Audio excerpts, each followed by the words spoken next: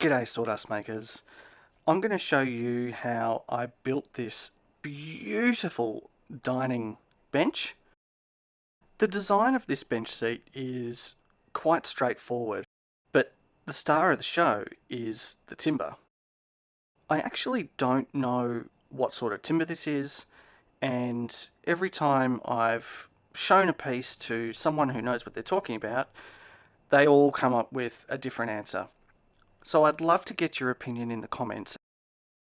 However, all of this timber were the floor bearers and joists from the Preston Girls High School.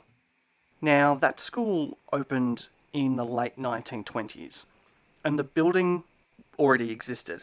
So this is very old timber. It's also solid and weighs a ton.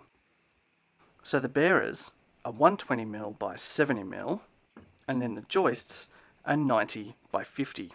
So despite keeping all of that character, all the nail holes and all of the rustic reclaimedness, we still need it looking nice. So I ran all the pieces through the thicknesser after they'd been cut to length. It was really important to take very shallow passes. I wanted to clean up the timber, but I didn't want it looking factory fresh. So just gauging by eye, I'd give it another pass and another pass and another pass. Some pieces I'd set aside knowing that that was enough, and the rest I could clean up with a sander.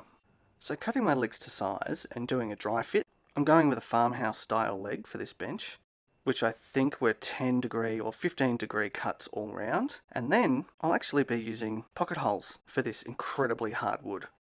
So you can see the bearers after running through the thicknesser. You can see how beautiful that timber is. And these bearers that are going to be the seat portion just look fantastic, I reckon. I'll be doing a lot of sanding at a really high grit to get it nice and smooth, but to not remove too much material that you lose things like saw marks and character, really.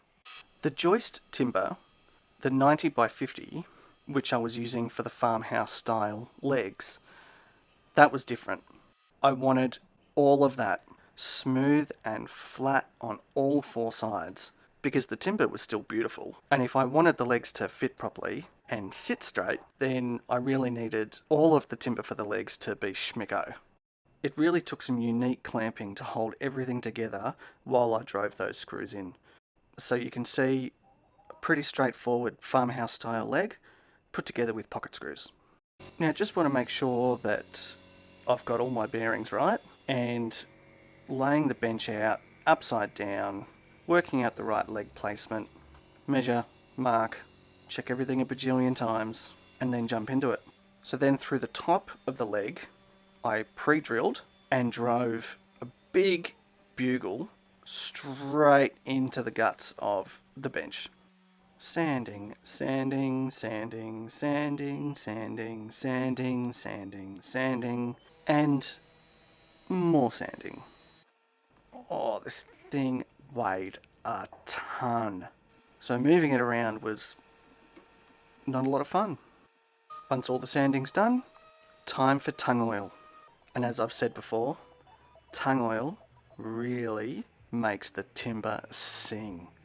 I think this bench looks stunning. This bench is full of character. It's totally unique.